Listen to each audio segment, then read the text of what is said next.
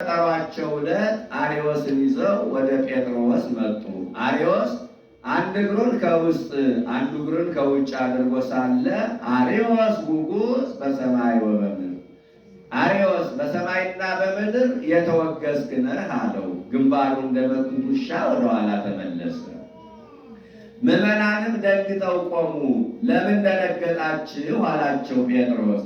ነገር እናበርዳለን የተጣላ እናስታርቃለን ብለን መጠን ነገር ስናበብስ እንዴት አንደነግጥ አሉ። እንዲያው መስሏችሁ ነው? ፈጣሪ የማይመለስ መናፍቅ ነውና ከውግዘቱ እንዳትፈታው ከሹመቱ እንዳትመልሰው ብሎ ነግሮኝ እኮ ነው አላቸው።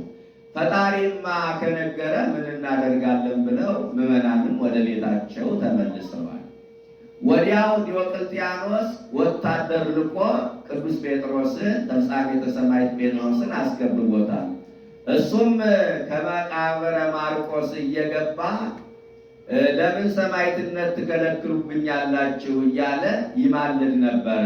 ለምን ቢሉ ምዕመናን ቀንን ይወዱት ስለነበረ ቅዱስ ጴጥሮስን ቀንና ሌሊት ይጠብቁት ነበረ።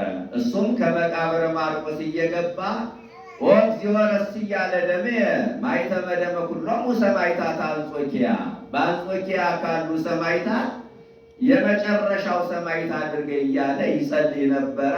አሜን የሚል ድምፅ ከሰማይም ይሰማ ነበረ። ስለምን እንደዚህ ያለ ሰማዕታት አንጾኪያን ንቋቸው ነው ቢሉ ንቋቸው አይደለም። ከመከራው ጽናት የተነሳ እንዳይክዱ በመስጋት የመጨረሻው ሰማዕት እኔን አድርገኝ እያለ ይጸልይ ነበረ። ከዕለታት አንድ ቀን ቢረዝም ልብ ይደክም እንደሚባለው ምዕመናን በየቤታቸው ጥለውት አድረዋል። በዚህ ጊዜ ከንጉሡ የታዘዙ ወታደሮች ሂደው ደጃፉን ከፍቶላቸው አንገቱን ቆርጠውት ሂደዋል። ይህ ስለሚጠቅሰው ጥቅስ አይመችም። አሳወሎሙ ፊቃኖ ቅድስተ ወመጠወሙ ክሳዶ ክብርተ ይላል ብሎ ለሰያፍ እንዲመች አድርጎ አንገቱን በመስኮት አዘልቆ ሰጥቷቸው ቆርጠውት ሂደዋል። ከአሁን ቀደም ጸሎቱን ሲጨርስ ደጁን ከፍቶ እጁን ጸፍቶ ድምፅ ሲያሰማ ምዕመናን ገብተው ይማሩ ነበረ። ያን ጊዜ ግን ድምፅ አጡ። ድምፅ ሲጠፋ ከፍተው ቢገቡ አንገቱ ለየቅል ሌላው አካሉ ለየቅል ወድቆ አገኙት። አንድ ቢያደርጉት የመቆረጥ ምልክት አልተገኘበትም። ወይ ተረክበ አሰረ ምትረት እንዲህ መንበሩ ላይ አስቀምጠውታል። ለምን ቢሉ ከአንድ ቀን በስተቀር በመንበሩ በዙፋኑ ላይ ተቀምጦ ያውቁም ነበርና። ከዕለታት አንድ ቀን ጌታ ኢየሱስ ክርስቶስ መንበሩ ላይ ከሚቀመጥበት ዙፋን ላይ ተቀምጦ አይቶት ጌታዬ በተቀመጠበት መንበርማ አልቀመጥም ብሎ ከመሬት ተቀምጦ ይኖር ነበረ። ሊቀ ጳጳስ ነው፣ ፓትርያርክ ነው። ዙፋን ላይ አንድ ቀን ሳይቀመጥ ኑሯል። ነገር ግን ያን ጊዜ መንበሩ ላይ አስቀምጠውታል። ለምን ቢሉ በእስክንድርያ ካሉ ሊቃነ ጳጳሳት ብትበልጥ እንጂ አታንስም፣ ብትከብር እንጂ አትዋረድም ሲሉ ወዲያው እሱን ወቀበርወ በማሕሌት ወበዝማሬ ይላል። እሱን በማሕሌት በዝማሬ ቀብረው ወንበር ያለ ሹም አያድርምና በሱ ፈንታ አኪላስ ተሹሟል። እሱም ቀረብ ብሎ አሁን ገና የተማረ ግብረገብ ፈሊጥ አዋቂ ሰው ተሾመ። ጴጥሮስንማ ማን አልተማረም ይለዋል። ነገር ግን ወፈገዝት ነበረ፣ ትዕግስት ያንሰው ነበረ፣ በሆነ ባልሆነው ይበሳጭ ነበረ እያለ ጴጥሮስን በማኮሰስ አኪላስን በማወደስ ቀረበ። አኪላስን የባልንጀርነት ፍቅር አስገድዶት ውዳሴ ከንቱ ጠልፎት ከውግዘቱ ፈቶታል። በ6 ወሩ ተቀስፏል። ከሱ ቀጥሎ ለእስክንድሮስ ተሹሟል። በበር ያወጡትን በእልፍኝ የሚያስገባው ማን ነው ብሎ ከምዕመናን አውግዞ ለየው። እሱም ከእስክንድሮስ ጋር አብሮ ከማደግ በስተቀር ጠብ የለንም፣ ከባልንጀርነት ፍቅር በስተቀር ምን ጠባለን? እኔ አኪላስ ጴጥሮስ በማይገባ ቢያወግዘኝ አኪላስ ተመራምሮ ከውግዘቴ ፈታኝ። አሁን ደግሞ ከእስክንድሮስ ጋር አብሮ ከማደግ በስተቀር ሌላ ጠብ የለኝም። እንዴት አወገዘኝ? እባካችሁ አስታርቁኝ ብሎ ምዕመናንን ሽማግሌ አድርጎ ላከ። ምዕመናንም ሂደው ለእስክንድሮስ ነገሩ። እሱም መምህሬ የማይመለስ መናፍቅ ነውና የሚመለስ መስሎት ከውግዘቱ እንዳትፈታው ወደ ሹመቱ እንዳትመልሰው ብሎ ነግሮኛል ብሎ ወሰኮ ግዘተ በዲበ ግዘት ይላል። በውግዘት ላይ ውግዘት ጨመረበት። የተበደለ ከነጋሽ የተጠማ ከፈሳሽ እንዲሉ ከመጽሐፍ ያገኘሁትን ከመምህራን የሰማሁትን ባስተምር አውግዞ ከቤተ ክርስቲያን እንዳልደርስ ሥጋ ወደሙ እንዳልቀበል ከምዕመናን ጋር እንዳልገናኝ አውግዞ ለየኝ ብሎ ከቆስጠንጢኖስ ሂዶ ከሰሰው። ቆስጠንጢኖስም ባላጋራ ሲመጣ አጋጥምሃለሁ ብሎ ሰዓት ቀን ቀጥሮ ሰዓት ነግሮ ሰደደው። ይህ ቆስጠንጢኖስ ብሔረ ሙላዱ ጥንተ ነገዱ እንደምን ነው ቢሉ ጥንተ ነገዱን ብሔረ ሙላዱን ትውልዱን ከዚህ ይናገሩታል። አባቱ ቁንስጣ ይባላል። የብራንጠያ ሰው ነው። አረማዊ ነው። እናቱ እሌኒ ትባላለች። አይሁዳዊት ናት። የሮሃ ሰው ናት። አባቱ አረማዊ ከሆነ እናቱ አይሁዳዊት ከሆነች እንደምን ተገናኝተው ይወልዱታል ቢሉ የተገናኙበትን ምክንያት ከዚህ ይናገራሉ። እሌኒ ተርቢኖስ የሚባል ነጋዴ ባላግብታ ትኖር ነበረ።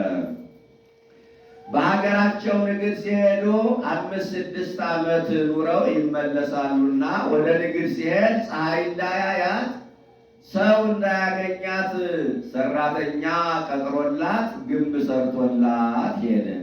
በ5 ዓመት ቢሉ በ6 ዓመት ቢሉ ከንግድ ተመለሱ። ከባህር ወጡ፣ የብስ ረገጡ፣ ከማዕበል ከሞገድ አመለጡ።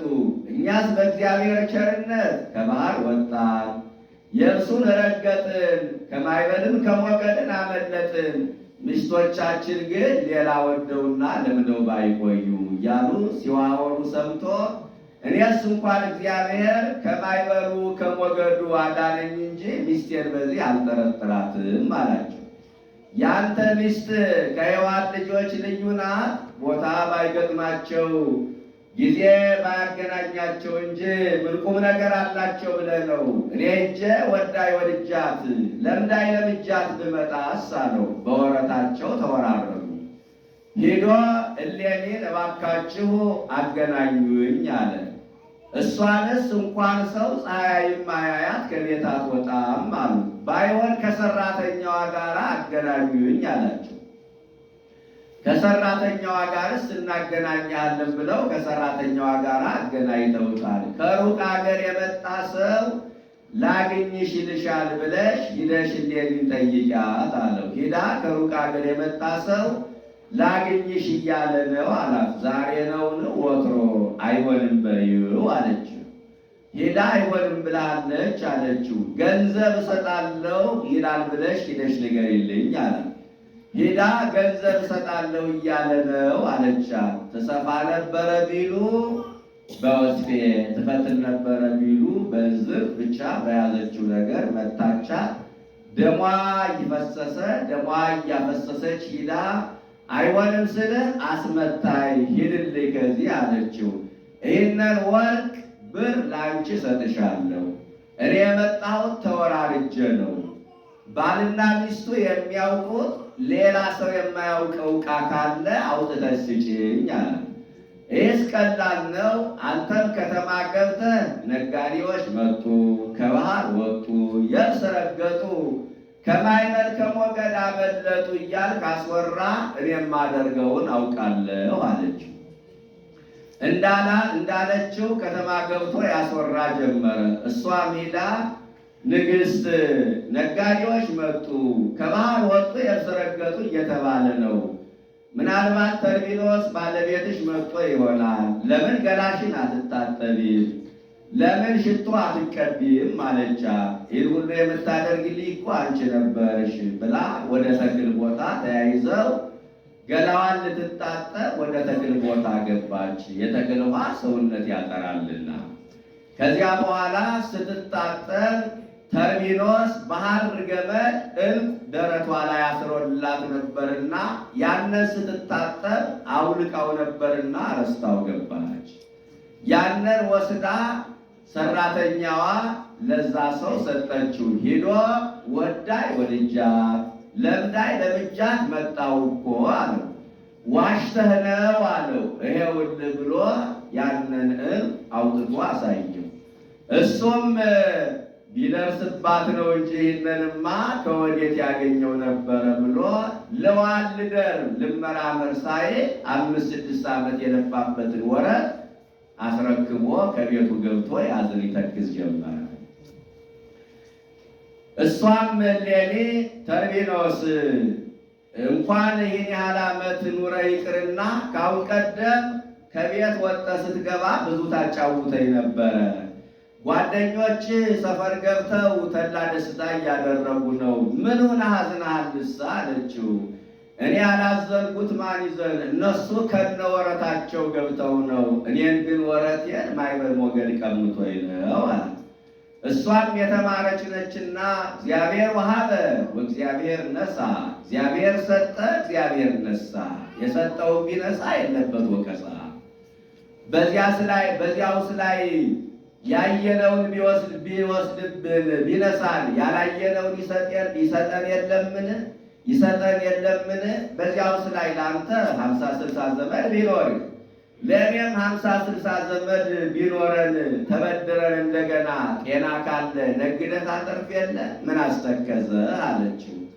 እኔስ ከብሬ ከኖርኩበት ሀገር ተዋርጄ አበድሬ ከኖርኩበት ሀገር ተበድሬ አልኖርም። አንቺ ግን ሁሉ ይወድሻል ብሎ በነገር ነካት። ሌላ ሰው ይዘሻል ማለቱ ነው። ከዚህ በኋላ እሷም ብሲ ወብእሲት አሐዱ አካል እሙንቱ ዘእግዚአብሔር አስተጻመረ ኢይክልሰብ ወይሌሊ። ባልና ሚስት አንድ አካል ናቸው። አንዱ አካል ሲሄድ አንዱ አካል ይቀራልን? አንተ ስትሄድ እኔ ስለምን እቀራለሁ? እኔም አብሬ እሄዳለሁ አለችው። ከሆነማ መልካም ብሎ ፀሐይ አያትምና ሳጥን አሰርቶ በገመድ ጭኖ ይዟት ሄደ። በሀገራቸው በየብስ በደረቅ ከሚሄዱት በባህር በመርከብ የሚሄዱት ይበልጣልና መርከብ ተከራይቶ ገባ። ዋጋ ከፍሎ መርከብ ተከራይቶ ወደ ባህሩ ገባ። መሀል ላይ ሲደርስ ሰይጣናዊ ቅናት ተነሳበት። እሌኒ ስወድሽ ጠላሽኝ፣ ሳምንሽም ከዳሽኝ አላት። አንተን ጠልቼ ማነን ወድጄ፣ አንተን እስክጄ ማነን አምኜ አለችው። ይኸውልሽ ብሎ ዕንቁን አሳያት። ይህማ ትርዳሽ ብለህ የሰጠህ ሰራተኛ ከሩቅ ሀገር የመጣ ሰው ላግኝሽ ይለኛል አለ። አይሆንም አልኩኝ። እንደገና ነጋዴዎች መጡ፣ ከባህር ወጡ የብስ ረገጡ ይባላል። ለምን ገላሽን አትታጠቢውም አለች። ገብቼ ገላዬን ስታጠብ አውልቄው ነበርና ረስቼው ገብቼ አውጥታ ሰጠችው እንጂ እኔ ያንን ሰውዬ እንኳን ሌላ ነገር ላደርግ ቀርቶ መልኩንም አላየሁት አለችው። ዝግብርኪ ለይትሉኪ ወዝግብርኪ ለያድንኪ፣ ይህ ስራሽ አጥፋሽ፣ ይህ ስራሽ ይከተልሽ ብሎ ባህር ላይ ለቆተዋል። ባህር ላይ ወረወራት። መንፈስ ቅዱስ መጋቢ መልአኩ ቀዛፊ ሆነው ብራንጠያ በተባለ ወደብ አውጥተዋታል። በዚያ ቁንስጣ የሚባል አንድ ንጉሥ ነበረ። ስለምን በባህሩ አጠገብ ተገኘ ቢሉ አኬርከ ውስተ ባሕር አፍራሲከ ይላል። ፈረስ በቅሎ ያሰግር ነበርና ፈረስ በቅሎ ለማስገር እንዲያመቸው በባህሩ አጠገብ ተገኝቶ ነበር። አንድም አሳ ለማያዝ፣ አንድም አሳ ጉማሬ ያመልክ ነበርና ያንን ለማምለክ በዚያ ተገኝቷል። ከነጋዴዎች አምልጦ የመጣ ወርቅ ይሆናል። ማይበል ሞገድ ነጋዴዎችን ነጥቋቸው የመጣ ወርቅ ይሆናል ብሎ ሳጥኑን ከፍቶ ሲያይ እንደ ፀሐይ የምታበራ ሴት አገኘ።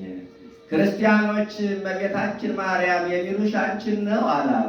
እኔስ የእግሯ አጣቢ የገረዷም ገረድ አልሆንም፣ ቀን የጣለኝ ወራት ያዋረደኝ ሰው ነኝ አለችው። አሕዛብ ቶሎ ለመገናኘት አይቸኩሉምና መንፈቅ የላይ ሰውነቷን የሚያጠራ ሽቶ ቅባት እየቀባ መንፈቅ ደግሞ 6 ወር የውስጥ ሰውነቷን የሚያጠራ መጠጥ እያጠጣ 1 ዓመት ሳይገናኛት ከቆየ በኋላ በዓመቱ ተገናኛት። ቆስጠንጢኖስ ተጸንሶ ተወለደ። ቆስጠንጢኖስ ማለት አመልቢል ማለት ነው። አንድም ቅጥልጥል ማለት ነው። ህብረ ነገዱ፣ ህብረ ጥበቡ፣ ህብረ ትውልዱ ብዙ ነውና ህብረ ነገዱ በአባቱ ከሕዝብና ከአሕዛብ ተገልጧልና፣ ህብረ ትውልዱ በአባቱ አረማዊ በእናቱ አይሁዳዊ፣ ህብረ ጥበቡ ጥበብ ሥጋዊ ጥበብ መንፈሳዊ ተገልጦለታልና በ4 ዓመቷ ወደ ሀገሯ ወስዳዋለች። ስለወሰደችው ግን አላስጠመቀችውም። ስለምን ቢሉ ጥምቀት በ30 ዘመን ነው ይባል ነበርና፣ ይህስ የኒቆላዎስ የመናፍቁ የኒቆላዎስ አስተምሮ ነው ብሎ አባቱ አረማዊ ነውና ይጸየፈዋል ብላ አላስጠመቀችውም። ባታስጠምቀውም ግን የክርስቶስን ሕማሙን፣ ስቅለቱን፣ ትንሣኤውን፣ ዕርገቱን፣ ዳግም ምጽአቱን እያስተማረች አሳድገዋለች። አባቱም አካለ መጠን ማድረስ አለማድረሱን ለማወቅ ዘንግ እየላከ ያስለካው ነበረ። አካለ መጠን መድረሱን አውቆ ኃይሉን ጥበቡን ሰምቶ ወደ ሀገር ወስዶ ከግዛቱ ሀገር ከፍሎ ሹሞታል። አባቱ ከሞተ በኋላ ሁሉን አንድ አድርጎ ገዝቷል። ዲዮቅልጥያኖስንና መክሲሚያኖስን 2 ዓመት ይናገሳቸዋል። ይህ ዲዮቅልጥያኖስ ብሔረ ሙላዱ ጥንተ ነገዱ እንደምን ነው ቢሉ ሀገሩ ላይ ግብፅ ነው። ስራው ፍየል መጠበቅ ነው። ጥንተ ስሙ አግሪጳዳ ይባላል። ኋላ ዲዮቅልጥያኖስ ተብሏል። ዲዮቅልጥያኖስ ማለት ኃያል አንበሳ አመፃ ዘተገብረ በመዋዕሊሁ ማለት ነው። ቀን የባሰ ልብስ ያነሰው ቀን የባሰው ወራት ያዋረደው ለጌታ አደርነት መግባት የተለመደ ነውና ለሮሙ ንጉሥ ለኑማርያኖስ አደርነት ገባ።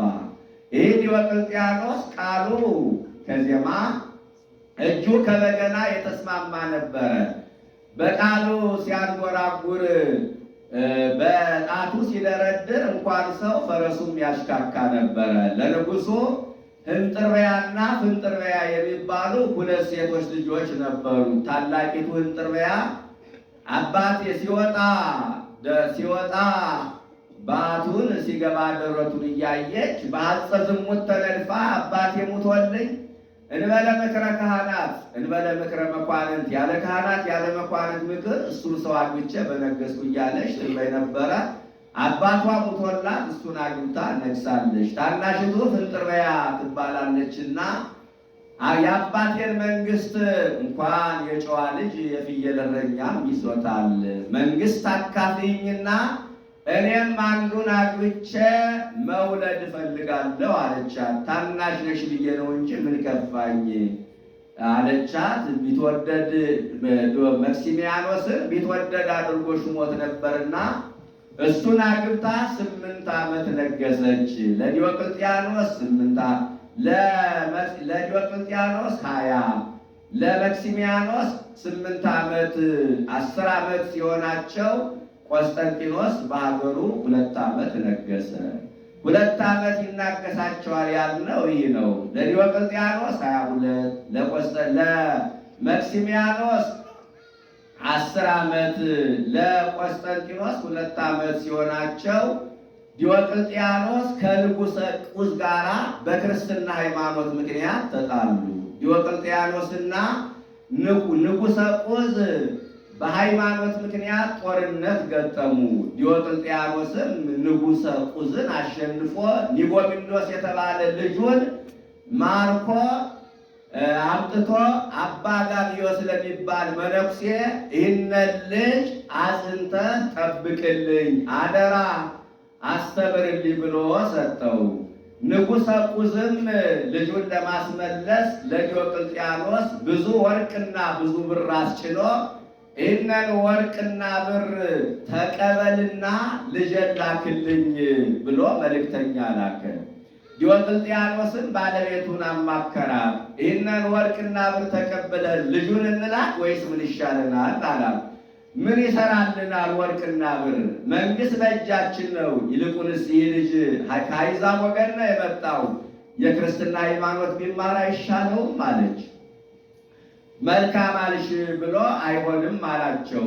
የተላኩ መልእክተኞች ግን ልጁ ያለው ከዲዮቅልጥያኖስ ዘንድ ሳይሆን ከአባ ጋግዮስ ዘንድ መሆኑን መረጃ ስላገኙ ወደ አባ ጋግዮስ ሂደው ንጉሠ ቁስ ይህንን ወርቅና ብር ተቀብለህ ልጁን ላክልኝ ብለዋል አለው። ያም መነኩሴ አደራውን በልቶ ፍቅረ ነዋይ በካህን ይጸናልና ያንን አደራውን በልቶ ወርቅና ብሩን ተቀብሎ ልጁን ልኮለታል።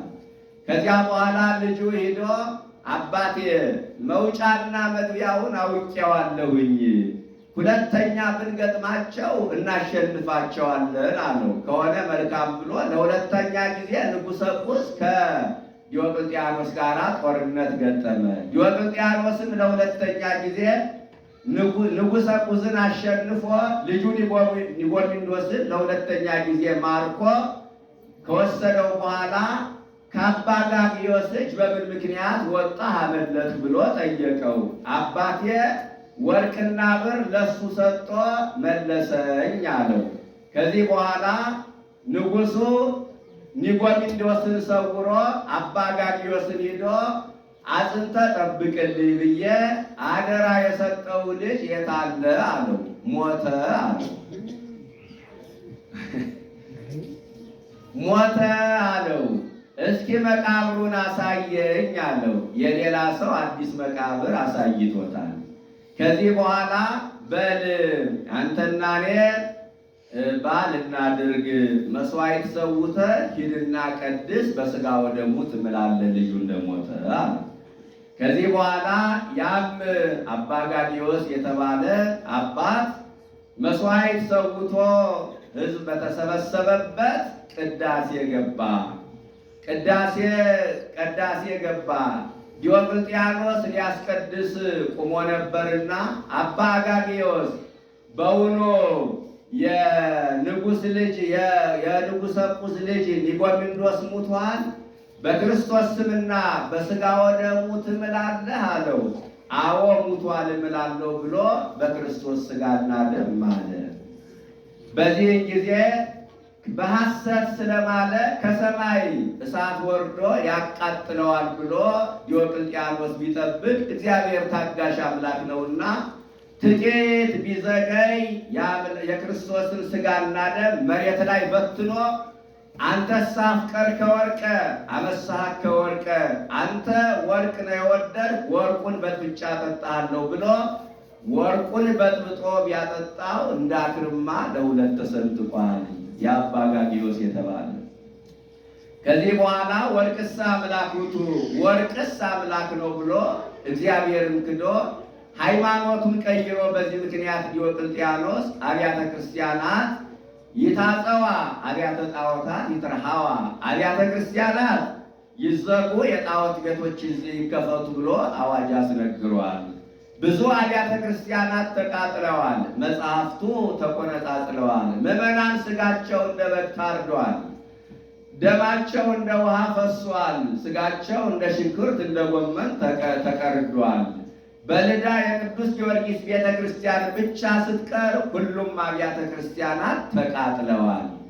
የቅዱስ ጊዮርጊስን ቤተ ክርስቲያን ሂዳችሁ አጥፉ ብሎ የጦር አዛዡን አውስዮስ ይባላል ላከው። ቅዱስ ጊዮርጊስ መንገድ ላይ ዓይኑን አጠፋው። ከዚህ በኋላ ዓይኑን አጥፍቶታል እኮ ምን ይሻለናል ሲሉት እነዚህ ክርስቲያኖች በጥንቆላቸው ይሆናል እንጂ ደግሞ ታምራት የሚያደርጉበት ምን ሃይማኖት ኑሯቸው ነው? ምታ ነጋሪት ክተት ሰራዊት ብሎ በልዳ የምትገኝ የቅዱስ ጊዮርጊስ ቤተ ክርስቲያን ገብቶ ይህንን አፍርሱ እያለ መመሪያ ትእዛዝ ሲያስተላልፍ ከመቅረዙ ላይ የፈሰሰ ዘይት ተፈንጥቆ ዓይኑ ጋር ቢገባ ሁለት ዓይኑ ጠፍቷል ዲዮቅልጥያኖስ። አንድም ቅዱስ ሚካኤል ቀኝ ዓይኑን፣ ቅዱስ ጊዮርጊስ ግራ ዓይኑን በህለተ ወርቅ አጠፉት። ከቤተ ክርስቲያኑ ሲወጣ ደወሉ መታው፣ ናላው ዞረበት። 7 ዓመት የእብድ ዕውር ሆኖ ኑሯል። ክርስቲያኖች እየመጡ ዲዮቅልጥያኖስ እኛ የክርስቲያን ልጆች ነን ሲሉት እነሱን አገኛለሁ እያለ ድም እያለ ከድንጋይ ይወድቅ ነበረ። ከዕለታት አንድ ቀን ቶቤል የተባለ ሰይጣን መጥቶ ዲዮቅልጥያኖስ ዓይንህን ባበራልህ ምን ታደርግልኛለህ? መንግሥትህን ብመልስ ምን ታደርግልኛለህ አለው። አንዳንድ የክርስቲያኖች ዘር ቢኖሩ ጨርሻ አጠፋልሃለሁ አለው።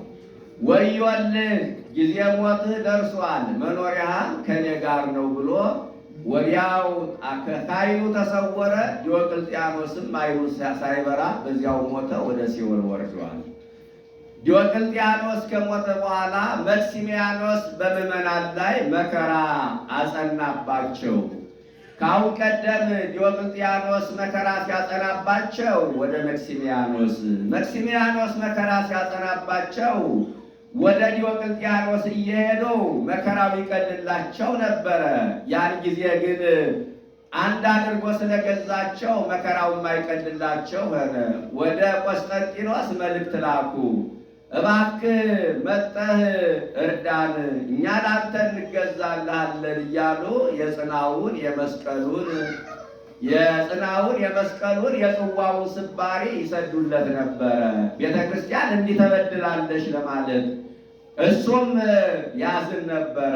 ማዘኑም ቦታ ጠበበኝ ግዛት አነሰኝ ብሎ አይደለም፣ ቦታ ጠበበኝ ግዛት አነሰኝ ብሎ አይደለም፣ ፍጡር ሆኖ በፍጡር ላይ እንዴት ይጨከናል ብሎ ነው። ከዕለታት አንድ ቀን በጸፍጸፈ ሰማይ በሰማዩ ሰሌዳ ላይ ንቁስጣጣ የሚል በሰሌዳ ብርሃን ተጽፎ አየ።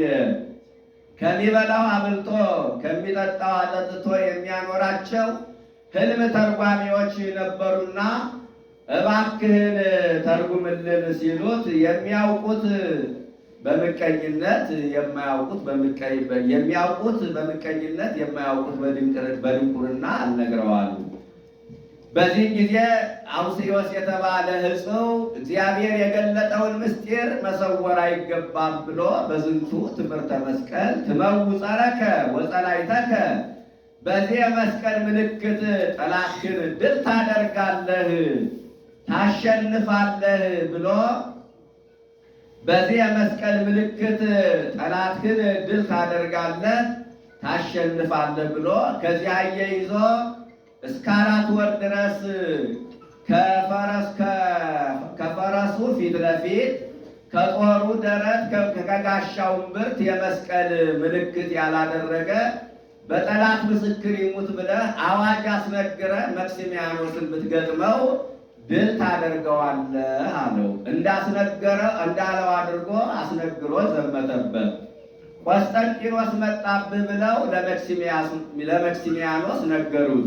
እኛ ባልሄድበት እሱ መጣብን እንዴ ብሎ 12 ነገሥታት ነበሩና ከበታቾቹ 13ኛ ሆኖ ወደ ቆስጠንጢኖስ ዘመተ። በመክሲሚያኖስ ሰራዊት ላይ አድረው ድል ያደርጉ የነበሩ አጋንንት በመስቀል ፊት መቆም አይቻላቸውምና በቆስጠንጢኖስ ሰራዊት ያለውን መስቀል አይተው ጥለው ሸሹ። ከዚህ በኋላ 7 ፈረሰኞች 14ም ቢሎ ሲሄዱ ወተንነ ተንከተሙ ይላል። ድልድይ ነው ያሉ እንደሆነ ተሰብሮ፣ መርከብ ነው ያሉ እንደሆነ ሰጥሞ ሙቷል። ቆስጠንጢኖስም ሮም ገብቶ ነግሷል። ዘመክስሚያኖስ ነው ድርሃል ቀድሜ ቆስጠንጢኖስ ነግሰ ወሟ በሮሜ እንዲል። ከዚህ በኋላ ምዕመናን መስቀል ኃይልነ፣ መስቀል ጽንዕነ፣ መስቀል ቤዛነ ብለው ተቀብለውታል። እናቱ የነገረችው በጸፍጸፈ ሰማይ ያየው ምዕመናን የላኩለት ኋላም ይዘው የተቀበሉት አንድ ሆኖ ቢያገኘው እንደ 3 ምስክርነት ቆጥሮ ከሀገሩ ሶል ጴጥሮስን አስመጥቶ አምኛለሁ አጥምቀኛለሁ አጥምቆታል። ሰኔ 10 ቀን አዋጁን በአዋጅ መልሶታል። አብያተ ክርስቲያናት ይትራዋ፣ አብያተ ጣዖታት ይታጸዋ፣ የጣዖት ቤቶች ይዘጉ፣ አብያተ ክርስቲያናት ይከፈቱ ብሎ አዋጁን በአዋጅ መልሶታል። መቼ ቢሉ ሰኔ 10 ቀን። ይህች ሰኔ 10 ቀን የተባረከች ቀን ናት። ቀድሞ በሐዋርያት ጊዜ ሜሮን ፈልቶባታል። ኋላም በቆስጠንጢኖስ ዘመን አዋጁ በአዋጅ ተመልሶባታል። በሀገራችንም አፄ ፋሲል ይንገስ፣ ሃይማኖት ይመለስ፣ የአውሮፓ እምነት ይርከስ ተብሎ አዋጁ በአዋጅ ተመልሶባታልና የቆስጠንጢኖስ ደግ ንጉሥ ነውና የበረቱ ሊቃውንትን እየሄደ እሱ ከቤቱ ይጠይቃቸዋል። የበረቱት የደከሙ ሊቃውንትን እሱ እየሄደ ይጠይቃቸዋል። የበረቱ ሊቃውንት ወጣቶቹ ደግሞ እየመጡ እሱን ይጠይቁታል። እለእስክንድሮስ ወጣት ነውና ሊጠይቀው መጣ። አባቴ አለው፣ የከሰሰ ሰው አለ አለው። ማን ነው? አርዮስ ነው አለው። አዎ አለው። አጋጥመኝ አለው። አስፈልጎ አስመጥቶ አጋጥሞታል። እለእስክንድሮስና አርዮስ ሲከራከሩ አውቆ በክርክራቸው ደስ ስላለው አባቴ ጉባኤ ላቁምልህ አለው። ቆስጠንጢኖስ እለእስክንድሮስን ወተፈሳ በጉባኤ ውእቱ ማህበር ይላል። እለእስክንድሮስ ጉባኤ ላቁምልህ ሲለው ደስ አለው። ስለምን ቢሉ በጸጋ እንደሚረታው አውቆ አንድም መምህሩ የተናገረው ትንቢት እንደደረሰ አውቆ አንድም ይህ ዲያቆን እስከ መቼ ፈጣሪን ሲሳደብ ይኖራል አቅሙን አውቆ ይለያል ብሎ ደስ አለው። አንድም ወተፈሳ ያለውን ለንጉሡ ሰጠው ይተረጉማሉ። ከአንድ ሰው ይህን ያህል መንፈሳዊ ጥበብ ካገኘው ብዙ ሊቃውንት ቢሰበሰቡማ ምን ያህል መንፈሳዊ ጥበብ አገኛለሁ ብሎ ጉባኤ ላቁምልህ በማለቱ ደስ አለው ንጉሡ። ከዚህ በኋላ በኒቄያ ጉባኤ ይሁን ብሎ አዋጅ አስነገረ። ስለምን ኒቄያን መረጠ ቢሉ ሰፊ ሜዳ እንደ ወገዳ እንዲሉ አማካይ ቦታ ነችና፣ አንድም ምቹ ቦታ ነችና፣ አንድም ንጉሡን ከነ ሰራዊቱ ጳጳሱን እስከነ ማህበሩ ሰብስባ የምትይዝ አካታች ቦታ ናትና በዚህን ጊዜ ከሚያዝያ 21 እስከ መስከረም 21 ቀን 2348 ሊቃውንት ተሰብስበዋል። ከሚያዝያ 21 እስከ ከመስከረም 21 እስከ ህዳር 9 ቀን ጉባኤው ውሏል። ጉባኤውስ አንድ ቀን ነው ብሎ ሱባኤ ውሏል። ህዳር 9 ቀን ሃይማኖት በ318 ሊቃውንት ይጽና ብሎ አዋጅ አስነግሯል። ስለምን ቢሉ በብዛትስ መናፍቃን ይበልጣሉ ብሎ 4ቱ ሊቃነ ጳጳሳት የሚገኙት ከ318 ሊቃውንት መካከል ነውና፣ አንድም ከነዚህ ታምራት ያላደረገ መከራ ያልተቀበለ የለምና፣ ይልቁንም ቶማስ ዘመራስ 22 ዓመት ሙሉ አካሉን እየቆረጡ ለጣዖት ያጥኑት ነበርና፣ አንድም ከነዚህ መካከል ታምራት ያላደረገ የለም። ቶማስ ዘመራስ ስጋው አልቆ ደቀ መዛሙርቱ በቅርጫት አድርገው በአህያ ጭነው ለማስተማር ሲሄዱ አርዮሳውያን ካሉበት ቦታ ላይ ደረሱና መሽቶባቸው በዚያ አደሩ። አርዮሳውያንን ቀንተው አህዮቹን ቆረጡባቸው። እሱም በጸጋ አውቆ ተነሱ እንጫን እንሂድ ሰዓት ረፍዷል አላቸው። ቢሄዱ የአህዮች አንገት ተቆርጧል። ምኑን እንጭናቸዋለን? አህዮች እኮ አንገታቸው ተቆርጧል አሉት። አገናኟቸው አላቸው። ጊዜው ጨለማ ነበርና የጥቁሪቱን አህያ ከነጯ የነጯን አህያ ከጥቁሩ ቢያገናኙት አንዱ ሆኖ ባርኮ አስነስቷቸዋል። አንድም 317 ነው ያሉ እንደሆነ 318ኛ 318 ናቸው ያሉ እንደሆነ 319ኛ ሆኖ ጌታ በጉባኤው መካከል ሲከራከር ይውል ነበረ። ማታ በቁጥራቸው ልክ ምግብ ይላክላቸዋል። አንዱ ምግብ ተመልሶ ይሄድ ነበረ።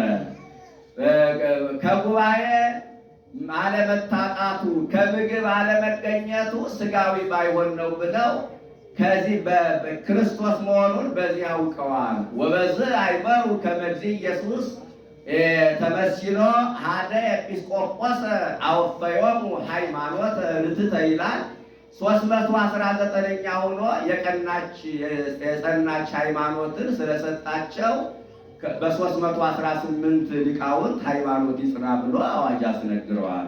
አንድም መቃርስ ኤጲስቆጶስ ዘኢየሩሳሌም ይባላል። 2 ዲያቆናትንና የሐዋርያትን አመክንዮ ይዞ ወደ ጉባኤው ሲሄድ ምዕመናን በሰማዕትነት ሲሞቱ አየ። እነዚህም ዲያቆናትና መጽሐፉን የሚያደርስልኝ ሰው ባገኘው እዚህ በሰማዕትነት በሞቱ ነበር ብሎ ተመኘ። መልአኩ መጥቶ አንተም የተመኘኸውን አድርግ፣ እኔም ዲያቆናቱንና መጽሐፉን ይዤልህ እሄዳለሁ አለው። እሱም በሰማዕትነት አረፈ።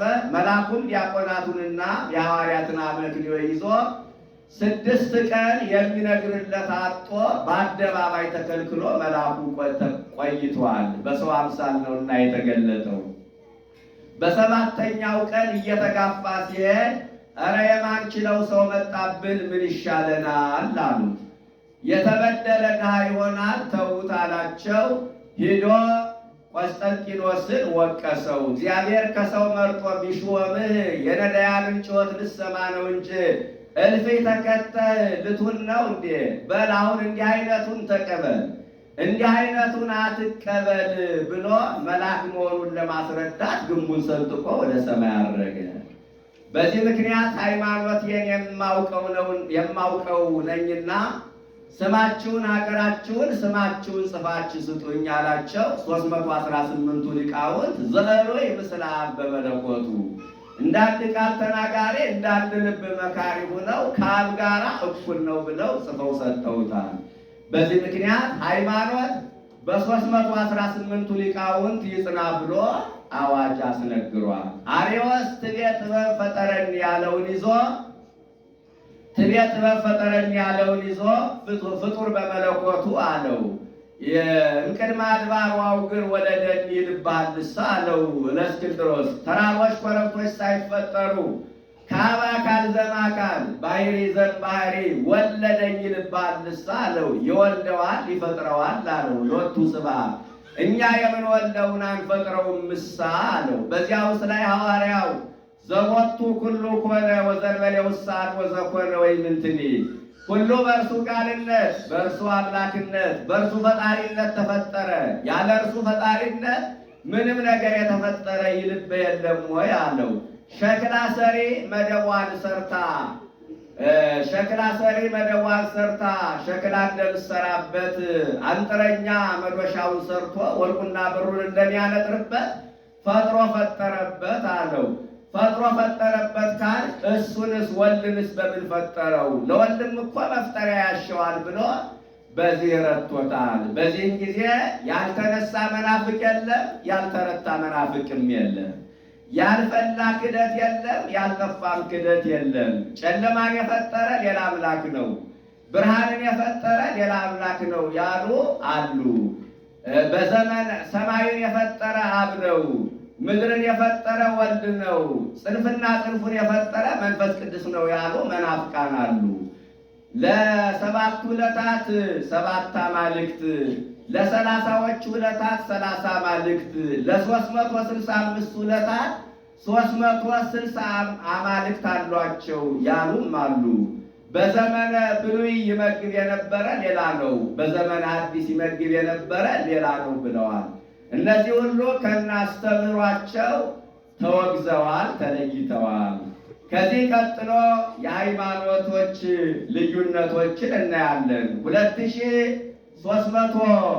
2348 ሊቃውንት ተሰብስበው 318ቱ እንዳንድ ቃል ተናጋሪ እንዳንድ ልብ መካሪ ሲሆኑ፣ ሌሎቹ ግን አርዮስን ለማውገዝ ተሰብስበው እነሱ ተለያይተዋል። እነሱ በሃይማኖት ተለያይተዋል። ከነዚህም ጥቂቶቹን እንናገራለን። ጳውሎስ ሳምሳጢ እግዚአብሔር አንድ ገጽ አንድ አካል ብሏል። እኛ ግን አንድ ሲሆን ሶስት ነው፣ ሶስት ሲሆን አንድ ነው ብለን እናምናለን። ፎቂኖስ የተባለ የወልድ መገኘት ከድንግል ማርያም ከተወለደ በኋላ ነው ብሏል። ለፌ ማርያም ክዋኔው እንዲል እኛ ግን ወልድ ቅድመ ዓለም የነበረ በማይከላ ዘመን ያለ ዓለምንም አሳልፎ የሚኖር ነው ብለን እናምናለን። አርጌንስ የተባለ መናፍቅ ወልድ አብ ከወልድ ያንሳል፣ ሊያየውም አይችልም፣ መንፈስ ቅዱስም ከወልድ ያንሳል፣ ሊያየው አይችልም። ረቂቃኑን ፍጥረታት የፈጠረ አብ ነው፣ ግዙፋኑን ፍጥረታት የፈጠረ ወልድ ነው፣ የሐልዮውን የአርምሞውን ፍጥረታት የፈጠረ መንፈስ ቅዱስ ነው ብለዋል። እኛ ግን በሥላሴ ዘንድ መበላለጥ የለም ብለን እናምናለን። እኛ ግን በሥላሴ ዘንድ መበላለጥ የለም ብለን እናምናለን። ሰባሌዎስ አንዱ እግዚአብሔር በዘመነ አበው አብ ተባለ፣ በዘመነ ሥጋዌ ወልድ ተባለ፣ በዘመነ ሐዋርያት በልደተ መንፈስ ቅዱስ ደግሞ መንፈስ ቅዱስ ተባለ ብሏል። እኛ ግን በስም በአካል በግብር ሦስት በባህሪ በሕልውና አንድ አምላክ ብለን እናምናለን። ሊሆን መለኮት ይገብር ግብረ መለኮት፣ መለኮት የመለኮትን ሥራ ይሰራል፣ ሥጋም የሥጋን ሥራ ይሰራል ብሎ ያምናል። እኛ ግን ከተዋህዶ በኋላ መለኮት ከትስብእት ትስብእት ከመለኮት ያለመነጣጠል ያለመለያየት አንድ ነው ብለን እናምናለን። አውጣይኬ የተባለ መናፍቅ ኢየሱስ ክርስቶስ ከድንግል ማርያም ምንም ነገር አልነሳም፣ የክርስቶስ ሥጋም እንደኛ ደካማ አይደለም አልታመመም ብሏል።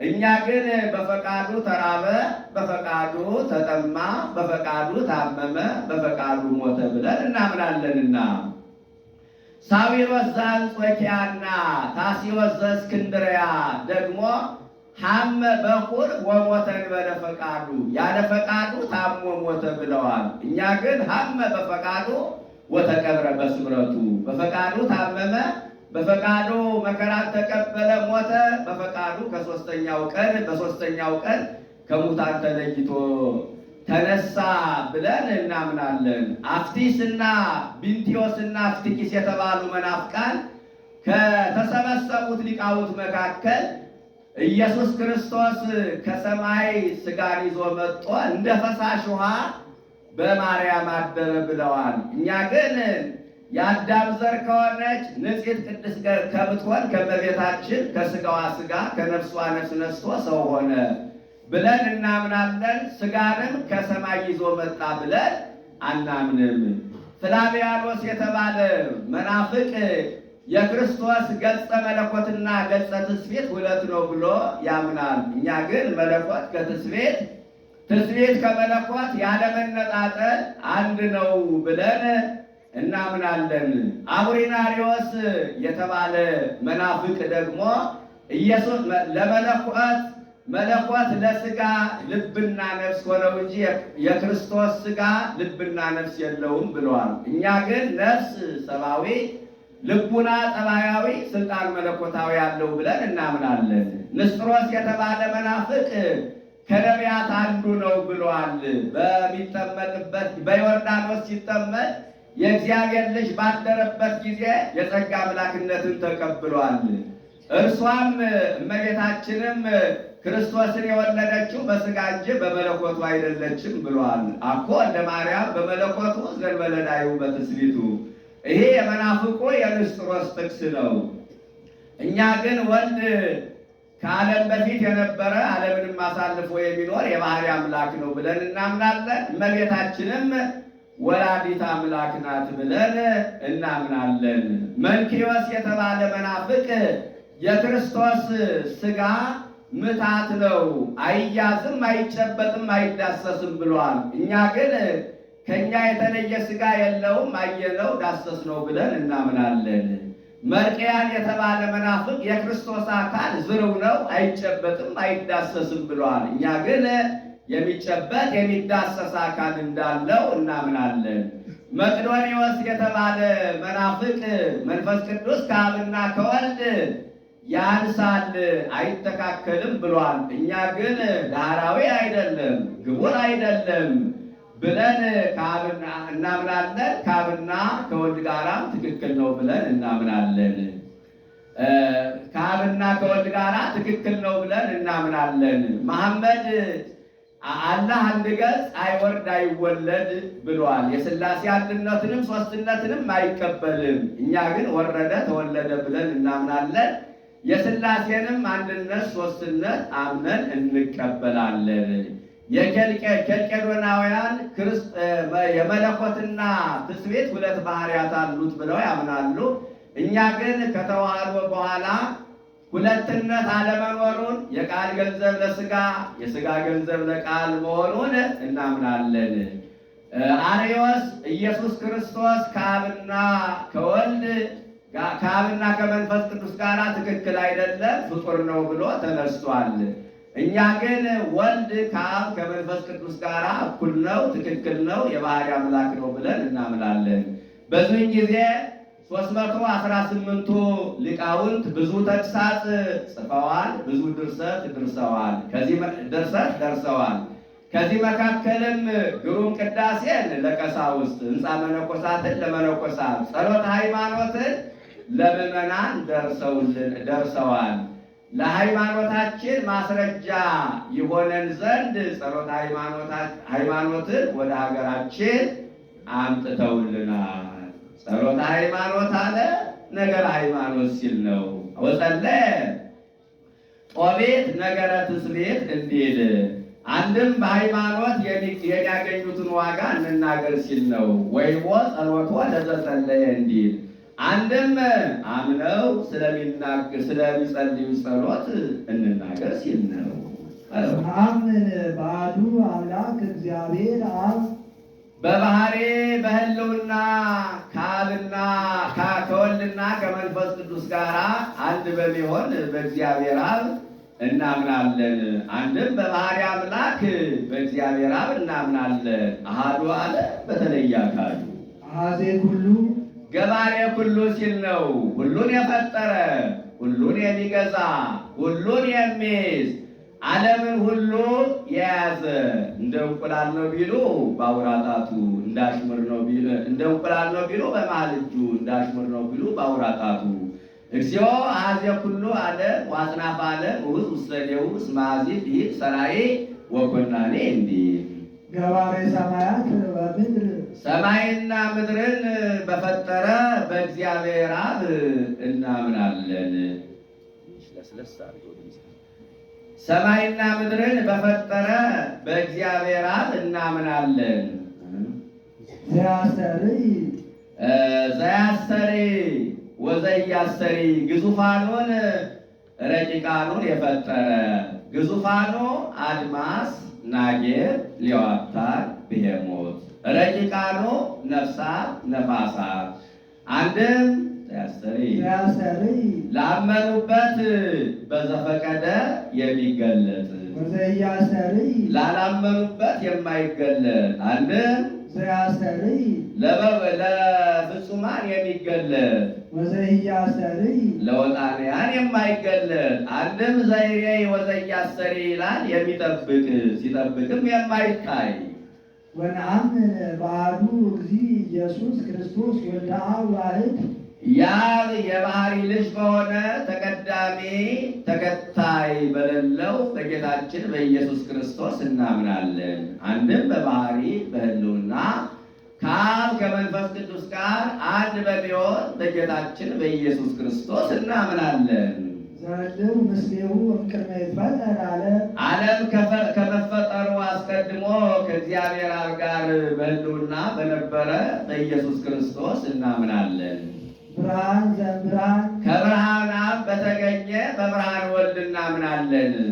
አምላክ ዘእምአምላክ ዘበአማን ከባህሪ አምላክ ከአብ በተገኘ በባህሪ አምላክ በወልድ እናምናለን። ዘበአማን አለ እንደ ነገሥታት በጉልበት እንደ ካህናት በሀብት እንደ ጣዖታት በሐሰት አይደለምና አምላከ ጽድቅ ዘእምአምላከ ጽድቅ ዘበአማን እንዲል ዘተወልደ ዋኮ ዘተገብረ የተወለደ እንጂ ያልተፈጠረ ዋኮ ዘተገብረ አለ አርዮስ ፈጥሮ ፈጠረበት ብሏልና ዘሩይ ምስላ በመለኮቱ ከአብ ጋራ በጌትነቱ አንድ የሆነ ዘቦቱ ኩሉ ኮነ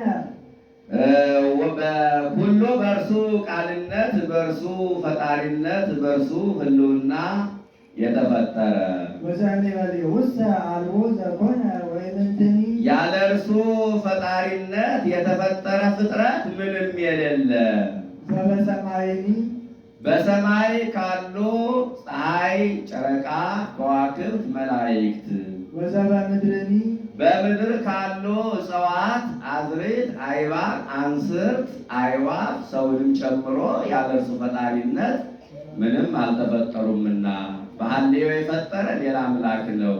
በነቢብ በገቢር የፈጠረ ሌላ አምላክ ነው።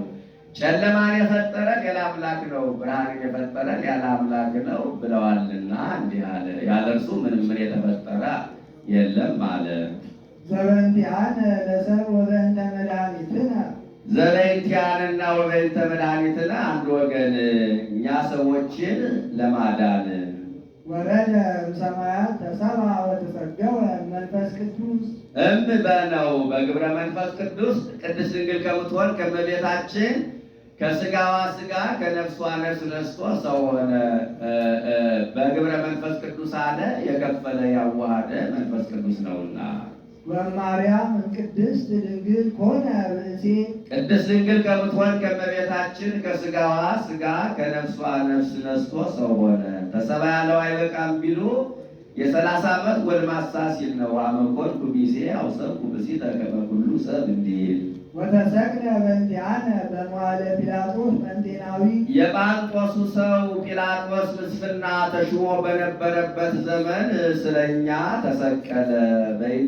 መስፍን እያለ ንጉሥ እያለ ስለምን መስፍን አለ ቢሉ ማመኑን ሲሻ በእንቲአነ አለ እንደ ሰማዕታት እሴት ሽቶ እንደ ሌባ እንደ ወንበዴ ሰርቆ ቀምቶ አይደለምና አመ ወሞተ ስለኛ መከራ ተቀብሎ ሞተ። ነሳ ደዌነ ወጾረ ሕማመነ እንዲል ወተቀብረ ተቀበረ። ወተቀብሮቱ ለዚህ ኢየሱስ አሰሰለ ሙስና ውስተ መቃብር ወመሎ ምስሉ ጽውረ ተሬ ለተወልዮ ውስተ መቃብር ዘውቱ ኩሎ እንዘ ውእቱ ይመሉ ኩሎ እሁ ብኩያነ እየንተ ሞቱ አብልተ እየንተ መቅበርቱ ወልዴ እርግ እምንዛትከ ተብሎ እንደተጻፈ ወተንሥአ እሙታን አመ ሣልስት ዕለት በከመ ጽሑፍ ውስተ ቅዱሳት መጻሕፍት ንጹሐት ክቡራት በሆኑ በቅዱሳት መጻሕፍት በሦስተኛው ቀን ይነሳል ተብሎ እንደተጻፈ በሦስተኛው ቀን መቃብር ክፈቱልኝ መግነዝ ፍቱልኝ ሳይል ሞትን ድል አድርጎ ሙስና መቃብርን አጥፍቶ ተነሳ። ተንሥአ ከመ ይምሃረነ ተንሥኦ ሥጋቲነ እንዲል ዐርገ በስብሐት ውስተ ሰማያት በተነሳ በ40ኛው ቀን በስልጣን በቅዳሴ በብርሃን በጌትነት አረገ። የቃል እርገት የሥጋ እርገት በማኅፀን የቃል እርገት በ40 ቀን እንዲሉ ወነበረ በየማናሁ በአባቱ ሪና ኖረ። ነበረ ካሉ ብሎ እንዲህ አለ እንጂ በምልአት ሲል ነው። እስመ ብሂለ የማን ይመርህ ኀበ ተባይዶቶሙ በክብር እንዲል አንድም ንጉሥ ሎሌውን በተጣላው ጊዜ ሰናፍል አትጣጠቅ፣ ዘንግ አትያዝ፣ ከተማ አትውጣ ብሎ አደባባይ ስርዓት እንደሚወስንበት ወሰነበት ለማለት አይደለም። በምላስ ሲል ነው። አንድም የማን ባለቤትነት ነቢር ቅሉ እንግድነትን ያሳያል። አንድም ነቢር ቅሉ ባለቤትነትን ያሳያል። ዳግመ ይመጽእ በስብሐት ይኮንን ሕያዋነ ወሙታነ ሕያዋንና ሙታንን ይገዛ ዘንድ ዳግመኛም በብርሃን በስልጣን በቅዳሴ ይመጣል። ዳግመ ይመጽእ ዐርገ ላለው ያልተመቸ ወረደ ላለው እየተመቸ አንድም በሕያዋን በሙታን ይፈርድ ዘንድ ሕያዋን ያላቸው ጻድቃንን ነው።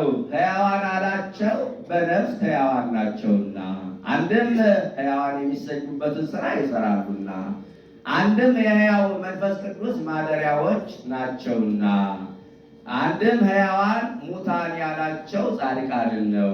ሙታን አላቸው በዚህ ዓለም፣ ሕያዋን አላቸው በወዲያኛው ዓለም። ሙታን አላቸው በለበሱት ሥጋ፣ ሕያዋን አላቸው በነፍስ። ሙታን አላቸው በዚህ ዓለም፣ ሙታን አላቸው እስከ ዕለተ ምጽአት፣ ሕያዋን አላቸው ከዕለተ ምጽአት በኋላ። ሙታን አላቸው በለበሱት ሥጋ ይሞታሉና፣ ሕያዋን አላቸው በትንሣኤ ዘጉባኤ ይነሳሉና። አንድም ሕያዋን ያላቸው ኃጥአንን ነው። ሕያዋን አላቸው የሕያው ሙታን አላቸው ኃጥአንን በነፍስ ሙታን ናቸውና። አንድም ምውት የሚሆኑበትን ሥራ ይሰራሉና፣ አንድም የምውት የዲያብሎስ ማደሪያዎች ናቸውና። አንድም ሕያዋን ሙታን አላቸው ኃጥአንን፣ ሕያዋን አላቸው በዚህ ዓለም፣ ሙታን አላቸው በወዲያኛው ዓለም። ሕያዋን አላቸው በሥጋ፣ ሙታን አላቸው በነፍስ። ሕያዋን አላቸው እስከ ዕለተ ምጽአት፣ ሙታን አላቸው ከዕለተ ምጽአት በኋላ። ሕያው ሙታን አላቸው በለበሱት ሥጋ ይሞታሉና፣ ሕያዋን አላቸው ምንም ትንሣኤያቸው ትንሣኤ ዘለክብር ባይሆንም መነሳታቸው አይቀርምና። ወአልቦ ማዕለክት ለመንግሥቱ፣ ዳግመኛም ለመንግሥቱ ፍጻሜ የለውም። ዳዊት ሰሎሞን ቢገዙ 40 ዘመን ነው፣ እሱ ግን ፍጻሜ የለውምና። አንድም ዳዊት ሰሎሞን ቢገዙ ከዳን እስከ ቤርሳቤ ነው፣ እሱ ግን በሰማይ በምድር ነግሶ ይኖራልና። አንድም ዳዊት እስከ ሰሎሞን፣ ሰሎሞን እስከ ሮብዓም ነግሰዋል። እሱ ግን ቅድመ ዓለም ድኅረ ዓለም እሱ ግን ቅድመ ዓለም ማእከለ ዓለም ድኅረ ዓለም ነግሶ ይኖራልና። ወነአምን በመንፈስ ቅዱስ እግዚእ ማሕየዊ ዘሰረጸ ከአብ አካል ዘማእካል ባሕሪ ዘእምባሕሪ በሰረጸ በእግዚአብሔር መንፈስ ቅዱስ እናምናለን። ምስግድ ሎቱ ወንሰብሖ ምስለ አብ ወወልድ፣ ከአብ ከወልድ ጋር እንስገድለት እናመስግነው። አንድም እንደ አብ እንደ ወልድ እንደ መንፈስ እንደ አብ እንደ ወልድ እንስገድለት እናመስግነው። አንድም ለአብ ለወልድ እንደምንሰግድ እንደምናመሰግን ለመንፈስ ቅዱስንም እናመስግን እንስገድለት። ዘነበበ በነቢያት ምስለ አብ ወወልድ ዘነበበ በነቢያት ይላል። ከአብ ከወልድ ጋራ በነቢያት አድሮ የተናገረን ሰብሖ ምስለ አብ ወወልድ ከአብ ከወልድ ጋራ እናመስግነው። ከጉባኤ ኒቅያ እስከ ጉባኤ ቁስጥንጥንያ 50 ዓመት ይሆናል። በዚህ ጊዜ መቅዶንዮስ ለአብ መንበር እንዳለው እግዚአብሔር ሰይነብር ዲበ መንበሩ ቅዱስ ብሏል። ለወልድም መንበር እንዳለው መንበርከ እግዚኦ ለዓለመ ዓለም ብሏል። ለመንፈስ ቅዱስ ግን መንበር እንዳለው የተነገረበት ቦታ የለም አለው። ንጉሡ ዘያቢ ቴዎዶስዮስ ነው። በ381 ዓመተ ምህረት በቁስጥንጥንያ ጉባኤ ይሁን ብሎ አዋጅ አስነገረ። 150 ሊቃውንት ተሰበሰቡ። አፈ ጉባኤው ጢሞቴዎስ ይባላል። ባለሞተ ወዚያ ንጉሥ ሬክዎ ለእግዚአብሔር ዘይነብር ዲበ መንበሩ ነዋህ ወልዑል ወብሉ ቤተ ስብሐቲሁ ሱራፌል ወኪሩቤል ይቀውሙ አውዶ ዘይብሉ ቅዱስ ቅዱስ ቅዱስ እግዚአብሔር ጸባዖት ፍጹም ምሉዕ ሰማያተ ወምድረ ቅድሳተ ስብሐቲከ ይላል። ይህንን ባለመንበር ሐዋርያው ቅዱስ ጳውሎስ ሰናየ የተነበየ ኢሳይያስ ባፈ መንፈስ ቅዱስ ብሎ ተርጉሞታል። ስለዚህ ኢይቤ ሰናየ ይቤ በይንታ ኢይቤ ሰናየ ይቤ በይንተ አላ ይቤ ሰናየ በይንተ መንፈስ ቅዱስ ብሎ ለጉባኤው አስማምቶ አቀረበ። ምስጢሩን አስማምቶ አቀረበ። 150 ሊቃውንትም መቅዶንዮስ ሕጹጸ መንበር አይባልም ብለው አውግዘው መንፈስ ቅዱስ ሕጹጸ መንበር አይባልም ብለው አውግዘው ለይተውታል። በዚህ ጊዜ ወነአምን በመንፈስ ቅዱስ እግዚእ ማሕየዊ የሚለውን ጨምረውበታል። ወነአምን በአሐቲ ቅድስት ቤተ ክርስቲያን እንተ ላዕለ ኩሉ ጉባኤ ሐዋርያት በሰሯት ከምኵራበ አረሚ ከምኵራበ አይሁድ በላይ በሆነች በአንዲት ክብርት ቤተ ክርስቲያን እናምናለን። አሐቲ ያላት ቤተ ክርስቲያንን በጌታ ስም በጻድቃን በሰማዕታት በመላእክት በነቢያት በሐዋርያት ስም ብትሰራ ቤተ ክርስቲያን አንዲት ናትና፣ አንድም በወርቅ በዕንቁ በጭቃ በጨፈቃ ብትሰራ ቤተ ክርስቲያን አንዲት ናትና በባለቤቱ ስም የተሰራ ቤተ ክርስቲያን ሥጋው ደግሞ ያከብራል፣ ይለውጣል። በጻድቃን፣ በሰማዕታት፣ በመላእክት፣ በነቢያት፣ በሐዋርያት ስም በተሰራ ቤተ ክርስቲያን የተሰዋ ሥጋው ደግሞ አይከብርም፣ አይለወጥም የሚሉ መናፍቃን ተነስተው ነበርና አንድም በወርቅ በዕንቁ የተሰራ ቤተ ክርስቲያን ሥጋው ደግሞ ያከብራል፣ ይለውጣል። በጨፈቃ የተሰራች ቤተ ክርስቲያን ሥጋው ደግሞ አያከብርም አይለውጥም የሚሉ መናፍቃን ተነስተው ነበርና ቤተ ክርስቲያን አንዲት ናት አለ። አንድም አሐቲ ያላቸው ምዕመናንን ነው። አንድ እምነት ያምናሉ፣ አንድ ጥምቀት ይጠመቃሉ፣ አንድ ሥጋው ደግሞ ይቀበላሉና ቅድስት አለ። ጽኔት፣ ንጽሕት፣ ክብርት፣ ልዩ ሲል ነው። ንጽሕት አለ ቀድሞ ወይቀድሱ ሥጋሆሙ ወይቀድሶሙ ሥጋሆሙ ለእለ ረክሱ ነበረ። ዛሬ ግን ወፁ ሥጋነ በማይ ንጹሕ ተሐጽቦ እሰ ዝብሂል አኮ ዘሥጋ ዳይሙ ዘነፍስ እፎ እንከ እፎ ፈድፋደ ደሙ ለክርስቶስ ያነጽህ ይላነ ምግብ ንውት ከመ ናምልኮ ለእግዚአብሔር ሕያው እንዲል ጽኔትም አለ ቀድሞ ደብተራ ጽድቅ ቀድሞ መቅደስ ታነጽ ከነ ክርስቶስ ነበረ። ዛሬ ግን ደብተራ ጽድቅ ዋና ቅጸት ሲሆን ይሄይልዋ ነውና ቀድሞ ክብርትም አለ ቀድሞ አውጽኦም በወርቅ ወበብሩር ነበረ። ዛሬ ግን የተባረከ አቡ ለእግዚእነ ወመድኃኒነ ኢየሱስ ክርስቶስ ዘባረከነ በኩሉ በረከት መንፈሳዊት ዘበሰማያት ነውና። ልዩም አለ ቀድሞ ሥጋዊት አፋዊት ምድራዊት ነበረች። ዛሬ ግን መንፈሳዊት ሰማያዊት ውሳጣዊት ናትና አንድም ከቤተ ነገሥታት ከቤተ መኳንንት ከቤተ መሳፍንት ከቤተ ጣዖታት ሲለያት ነው። በእነዚያ ሥጋዊ መብል መጠጥ ይቀርባል። በቤተ ክርስቲያን ግን የሚቀርበው ሥጋው ደሙ ነውና። ወነአምን በአሐቲ ጥምቀት በስርየተ ኃጢአት በሚሰረይባት በአንዲት ጥምቀት እናምናለን። በ40 ቀንም ቢጠመቁ በ80 ቀንም ቢጠመቁ በ40 ዘመንም ቢጠመቁ በ80 ዘመንም ቢጠመቁ በካህን እጅም ቢጠመቁ በጳጳስ እጅም ቢጠመቁ በፓትርያርክም እጅ ቢጠመቁ የሚገኘው ልጅነት አንድ ነውና በታላቅ ባህር ቢጠመቁ በንዑስ ባህር ቢጠመቁ በመካከለኛም ባህር ቢጠመቁ የሚገኘው ልጅነት አንድ ነውና። ወንሴፎ ትንሣኤ ሙታን ከፈረሱ ከበሰበሱ በኋላ ካልገሰው እንደሚነሱ እናምናለን። አንድም እንዘንሴፎ ይላል። በአንዲት ጥምቀትና ሙታን እንደሚነሱ እናምናለን። ማጥመቅ ትንሣኤ ሙታን ካሳመኑ በኋላ ነውና። ወሕይወተ ዘይመጽእ ለዓለመ ዓለም የሚመጣ የማያልፍ የምትሰጥ መንግሥተ ሰማይን ተስፋ እናደርጋለን። ሀዩ ከመ መላእክት እንዲል አነሳስቶ ላስጀመረን አስጀምሮ ላስፈጸመን ለልዑል እግዚአብሔር ክብር ምስጋና ይግባ። የእመቤታችን ዜና ሞቷን ከዚህ ይናገሩታል። በእናት በአባቷ 3 ዓመት በቤተ መቅደስ 12 ዓመት በዮሴፍ ቤት 9 ወር ከ5 ቀን ከጌታ ጋር 33 ዓመት ከ3 ወር ከቅዱስ ዮሐንስ ቤት 15 ዓመት ይህንን ቢደምሩት 64 ዓመት ይሆናል። 64 ዓመት ሲሆናት እመቤታችን ጥር በባተ ሰኞ ከዚህ ዓለም ድካም አርፋለች።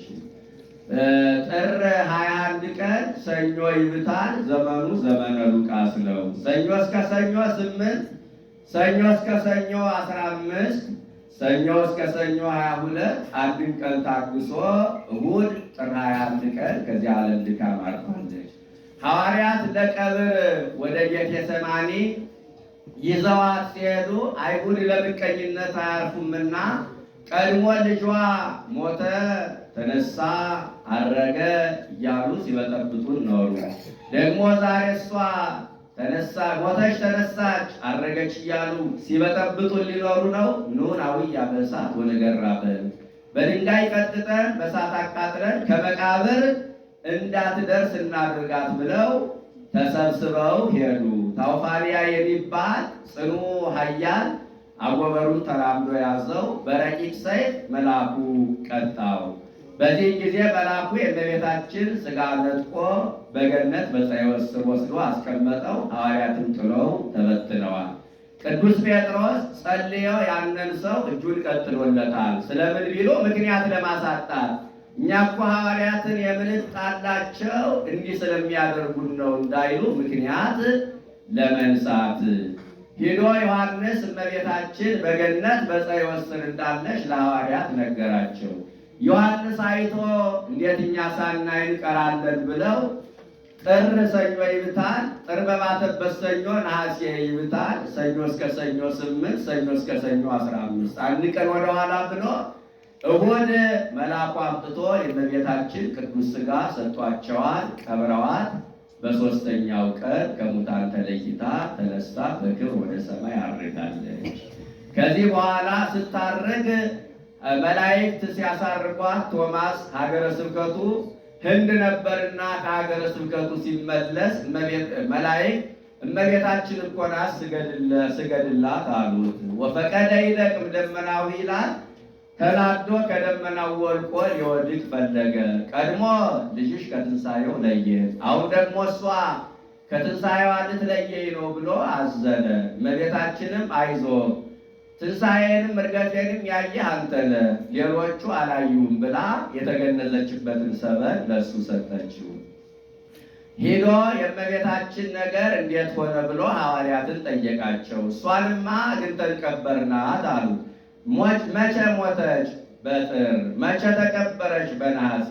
ሞት በጥር በነሐሴ መቃብር ብሎ ዘብቶባቸዋል። በዚህ ጊዜ ጴጥሮስ አንተ መጠራጠር ሁልጊዜም ልማድህ ነው። ቀድሞ የጌታን ጎኑን ካልነካው ብለህ እጅ ከእሳት እንደገባ ጅማት እርር ኩምትር አለ። አሁን ደግሞ ማን ያርዳ? የቀበረ ማን ያውጋ የነበረ ይባላል። አጥበን ገንዘን የቀበርናት እኛ እያለን አልሞተችም ትላለህ? አንተ ብቻ አይደለም እኮ ብትጠራጠረው እኛንም ስታጠራጥር ትኖራለህ ብሎ ወነሳ ምክራዮ ይላል። መቆፈሪያው ይዞ ሂዶ ቢቆፍር የእመቤታችን ሥጋ አጣው። ደንግጠው ቆሙ። እሱም ቶማስ የያዘውን ይዟልና ዝም ብሎ ያደምጣቸው ጀመረ። እኔ እኮ አታምኑኝ ብዬ ነው እንጂ እመቤታችን ስታርግ አይቻታለሁ አላቸው። ምን ምልክት አለህ አሉት። ይኸው ብሎ የተገነዘችበትን ሰባኗን አውጥቶ ሰጣቸው። ይህስ እውነትህን ነው፣ አጥበን ገንዘን የቀበርናት በዚህ ነው ብለው ሰበኗን ለ12 ተከፋፍለው በየሀገረ ስብከቱ ድውይ ሲፈውሱበት፣ ሙት ሲያስነሱበት፣ አጋንን ሲያወጡበት ኑረዋል። ከዚህ በኋላ ቶማስ አይቶ እንዴት እኛ ሳናይ እንቀራለን ብለው በሁለተኛው ዓመት ሱባኤ ገቡ። ዘመኑ ዘመነ ዮሐንስ ነው። ረቡዕ ይብታል። ረቡዕ እስከ ረቡዕ 8፣ ረቡዕ እስከ ረቡዕ 15፣ ሐሙስ በ16ኛው ቀን ጌታ ኢየሱስ ክርስቶስ ሰራይ ካህን፣ ቅዱስ ጴጥሮስ ተራዳይ፣ እስጢፋኖስ ሰራይ ዲያቆን፣ ሌሎቹን ረዳት እመቤታችን እንደ መንበር አድርጎ ቀድሶ አቁርቧቸዋል። እሷም ወተቀረበት በእደ ወልዳ ይላል፣ በልጇ እጅ ቆርባለች። ለእሷም ቃል ኪዳን ሰጥቷቸዋል። ለእሷ ዘጸዋ ስመኪ ወዘገብረ ተስካረኪ ምህር ለኪ፣ ስምሽን የጠራ ዝክርሽን የዘከረ ባልሽን ያከበረ እምረዋለሁ ብሎ ቃል ኪዳን ስለሰጣት ዕለቱ ኪዳነ ምሕረት ተባለ። ለእነሱም ዘጸዋ ስመክሙ ወዘገብረ ተስካረክሙ ምህር ለክሙ፣ ስማችሁን የጠራ ዝክራችሁን የዘከረ ባላችሁን ያከበረ ምርላቸዋለሁ ብሎ ለሐዋርያትም ቃል ኪዳን ሰጥቷቸዋል። አነሳስቶ ላስጀመረ